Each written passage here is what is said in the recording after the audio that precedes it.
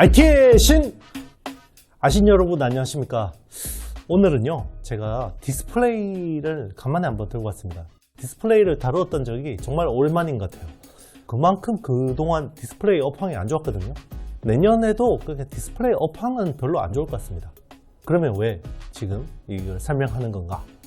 디스플레이 전반적인 업황은 안 좋은데 그 중에서 애플향 OLED 서플라이 체인은 좋을 것 같다 라는 생각이 있습니다. 그래서 오늘은 내년의 디스플레이 업황 전반과 그리고 애플향 OLED 투자 여기에 대해서 좀 설명드리도록 하겠습니다. 일단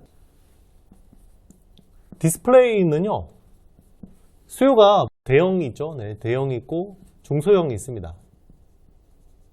대형은 뭐 주로 TV죠. 네, TV 모니터. 사실상 대부분 TV라고 보시면 되는 거죠. 그리고 중소형은 스마트폰, 태블릿 PC, 그리고 뭐 노트북 PC, 그리고 뭐 일부 모니터 쪽도 포함될 수가 있겠네요. 이런 아이템들인데 지금 디스플레이라 그러지만 사실상 OLED죠. 우리나라는. 지금 LCD 산업 같은 경우는 결국 다 LCD는 중국이죠. 중국판입니다. 그죠? 그래서 지금 LG 디스플레이 같은 경우는 지금 이 LCD 라인을 어떻게 뜯어내서 정리를 해야 되냐 이거 가지고 굉장히 고민을 하고 있는 거고, 삼성 디스플레이는 어쨌든 빨리 LCD를 접어서 굉장히 해피한 상황이죠. 자, 이게 코로나19 때 언택트 막 수요가 불면서 한동안 LCD가 굉장히 좋았죠. 가격이 막 오르고. 그런데 이게 호황이 끝나니까 지금은 이제 이게 오히려 독이 됐습니다. 결국 경영적인 판단은 삼성 디스플레이가 좀 더 옳았다고 결과론적으로 말씀드릴 수가 있겠는데요. 자, 중소형 쪽은 이제 아몰레드라고 그러죠. LG는 POLED라고 합니다. 대부분 이제 플렉서블이죠. 네, 플렉서블. 옛날에는 그냥 플랫을 썼었는데 지금은 이제 플랫 쪽 OLED는 대부분 또 중국판입니다. 중국판이고 플렉서블 정도만 이제 우리가 엣지나 이렇게 곡면 그죠? 그리고 거의 네로 베젤이라고 해서 베젤이 거의 없는 뭐 그런 것들이 지금 대부분 이제 플렉서블 쪽이고, 대형은 화이트 OLED죠. LGD가 한동안 요게 화이트 OLED가 좀 굉장히 기분이 좋았었는데 TV 수요가 지금 확 꺾여버리다 보니까 화이트 OLED 판매량도 저조하죠, 생각보다. 그래서 지금 이게 굉장히 큰 골치고, 원래는 요 삼성 디스플레이하고 LGD가 요거를 가지고 애플향 가지고 이제 경쟁을 해야 되는데 아몰레드 완승이었죠. 네, 아몰레드가 완승을 해버렸습니다. 왜냐면 LTPO, 네, LTPO하고 펀치홀. 우리 아이폰 보면 이게 탈모 모양 있잖아요. 이렇게 있으면 요렇게 내려와서 그죠? 탈모. 요 부분을 없애고 그냥 딱 홀만 남긴 게 펀치홀이죠. 그리고 이제 TFT 같은 경우도 기존의 LTPS, 좋은 폴리실리콘에다가 옥사이드를 합친 LTPO가 돼야 되는데 이게 난이도가 굉장히 어렵다 보니까 LGD가 이걸 잘 못했죠. 그러다 보니까 지금은 삼성 디스플레이 쪽으로 확 기울여 버리는 차원이고, 자, 그럼 중요한 게 이거죠. 그럼 태블릿 PC하고 노트북 PC, 그럼 애플로 보면 다른 브랜드 볼 필요 없습니다. 그죠? 맥북하고 아이패드 프로. 자, 요게 24년 세계 모델 나오는데 요걸 또 누가 먹냐 가지고 삼성 디스플레이하고 LG 디스플레이가 계속 이야기를 했었는데, 소형적은 삼성이 잘하는구나 라고 생각할 가능성이 높겠죠, 애플이. 그리고 지금 투자 여력 측면에서도 그죠, 캐시. 삼성 디스플레이는 지금 30조 현금이 있습니다. 그죠? 30조 현금이 있고 LG 디스플레이는 캐시가 없죠. 네, 지금 증자를 해주지 않으면 쉽지 않은 상황인데 결국 애플이 누구 손을 들어줄지는 명확해 보이죠. 그래서 삼성 쪽 OLED 요쪽 들어가는 업체들 중심으로 보면 되겠구나 라고 생각하면 되는 거죠. 그래서 일단 내년에는 전반적인 디스플레이는 공급 과잉입니다. 네, 그 공급 과잉이기 때문에 가격은 더 하락할 수가 있는데, 다만 애플 아이패드하고 맥북용 OLED 쪽은 모멘텀이 있다. 그래서 투자가 나올 수 있다. 어디서? 삼성 디스플레이 쪽에서 라는 게 이제 저의 결론인 거고요.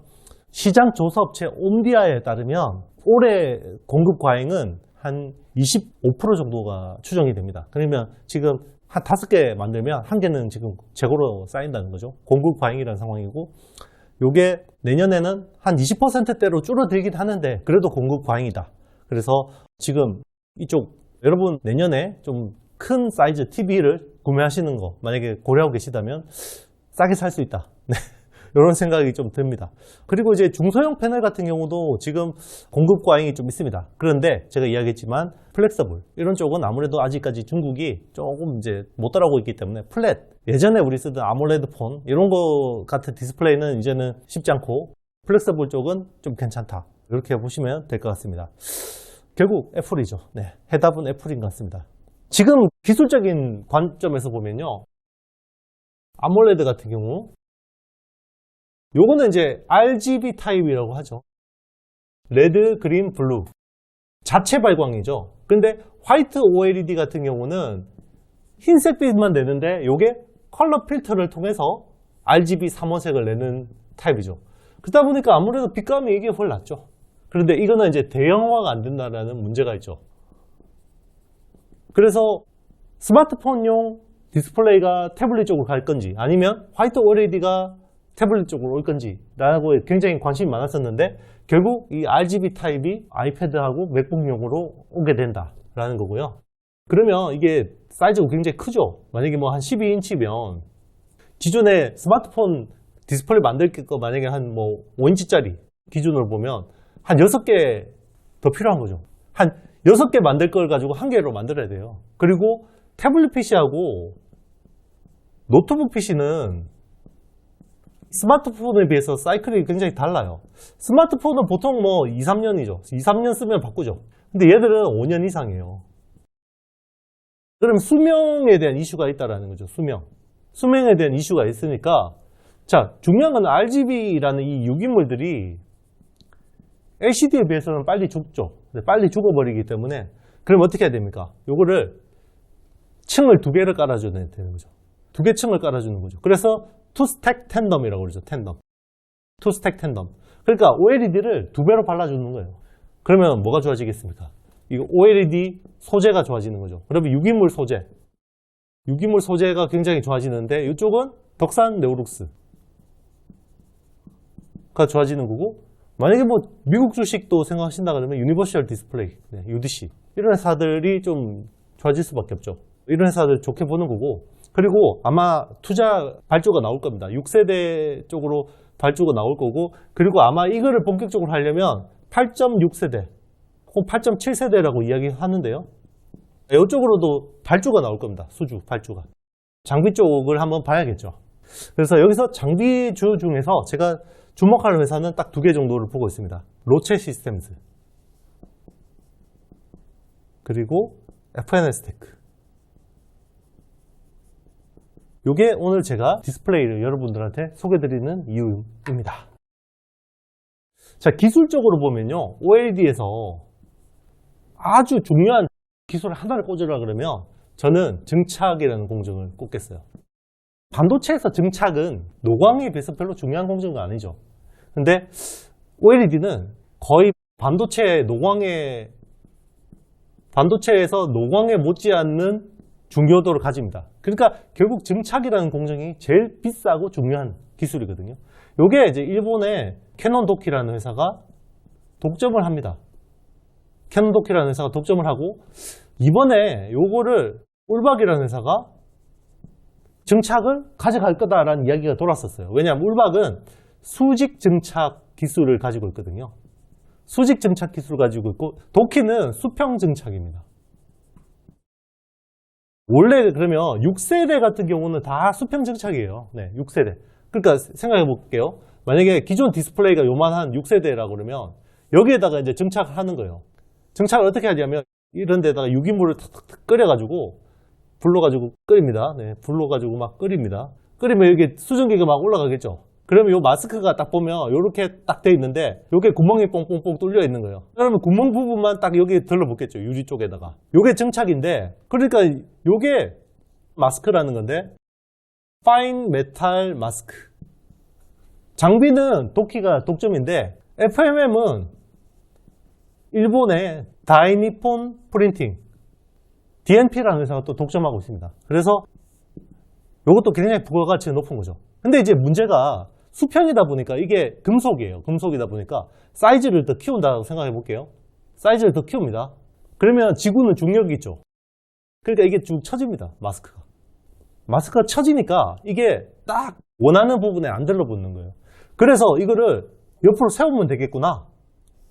여기 마스크를 놔두고 여기다가 이제 기판을 놔두고 이렇게 옆으로 가게 해서 들러붙게 하면 되겠구나. 대신에 이제 중력의 영향은 없겠죠. 처짐 현상이 없겠죠, 마스크. 그래서 이제 원래 수직 증착이 될 거다. 이번에 8.6세대 같은 경우는 그랬는데 갑자기 선회했어요. 울박 장비에서 도키 쪽으로 선회를 했는데 이거는 결국 지금 삼성 디스플레이 이야기 하는 겁니다, 여러분. 네, 삼성 디스플레이 이야기 하는 건데 자, 이거를 전환하게 하는데 굉장히 중요한 회사가 있어요. 애플입니다.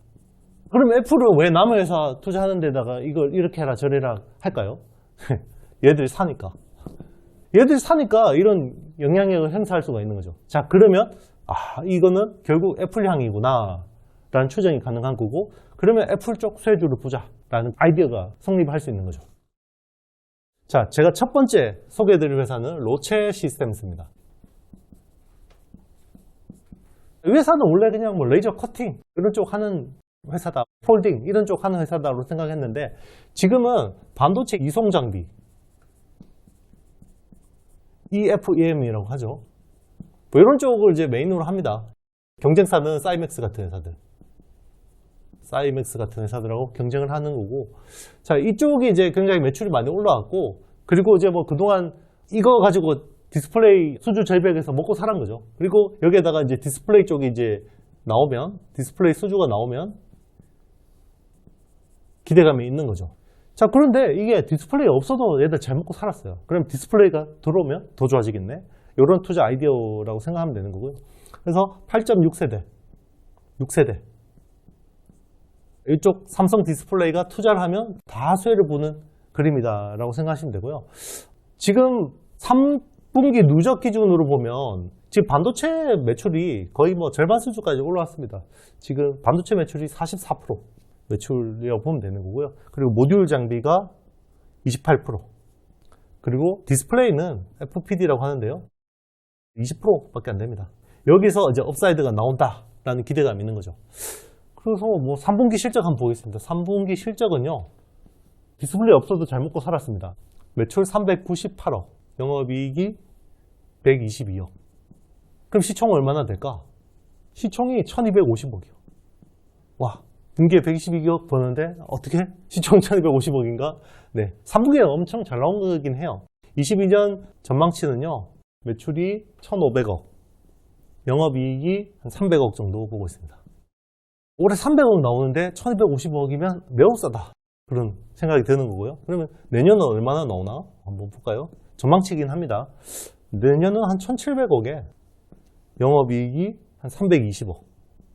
올해보다 뭐 소폭 늘어나는데 보수적인 추정이라고 말씀드릴게요. 그래도 굉장히 싸다.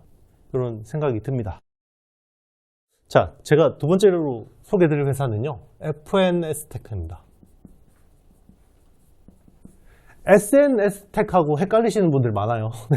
반도체 블랭크 마스크하고 펠리클 회사하고 다른 회사입니다. 이 회사는 디스플레이, 디스플레이 세정하고 방리, 식각, 웹 장비 뭐 이런 쪽이라고 생각하시면 되죠.